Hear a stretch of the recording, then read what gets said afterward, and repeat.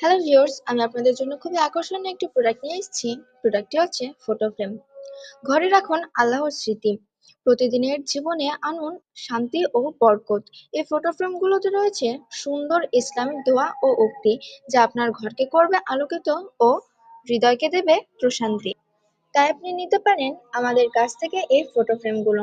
আপনার পছন্দের ছবি সহ প্রিন্ট করে নিতে পারেন আমাদের কাছ থেকে স্বল্প মূল্যে, কম দামে প্রিমিয়াম কোয়ালিটির এই প্রোডাক্টটি।